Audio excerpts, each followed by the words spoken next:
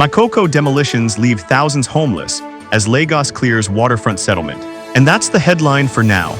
We'll be back soon with more breaking stories and major updates from across Nigeria and around the world. Stay tuned and thanks for watching.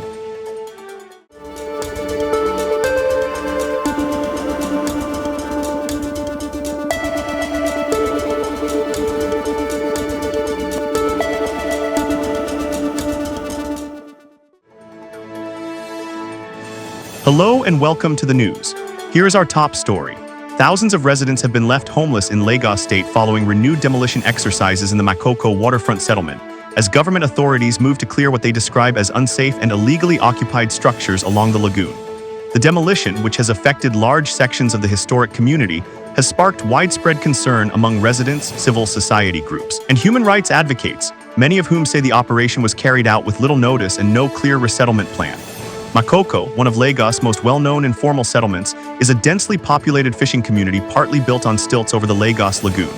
The area has existed for decades and is home to tens of thousands of residents who rely mainly on fishing, trading, and small-scale businesses for survival. According to reports from affected residents and advocacy groups, demolition teams backed by security operatives moved into parts of the waterfront community in recent days, pulling down wooden homes, schools, and small shops, leaving families displaced and struggling to recover their belongings.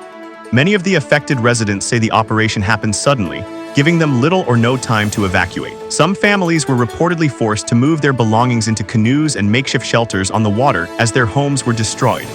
Several displaced persons describe the situation as devastating, saying they now have nowhere to sleep, while others have taken refuge under bridges, in boats, or with relatives in overcrowded parts of the mainland. The Lagos state government has maintained that the demolition exercise is part of broader efforts to enforce urban planning regulations, remove structures deemed unsafe, and protect critical infrastructure in the area. Officials argue that many of the demolished buildings were constructed illegally and posed environmental and safety risks, particularly due to their proximity to waterways and power line corridors. However, the exercise has continued to attract criticism from rights groups and community leaders, who accuse authorities of failing to provide adequate warning, compensation, or alternative housing for displaced families.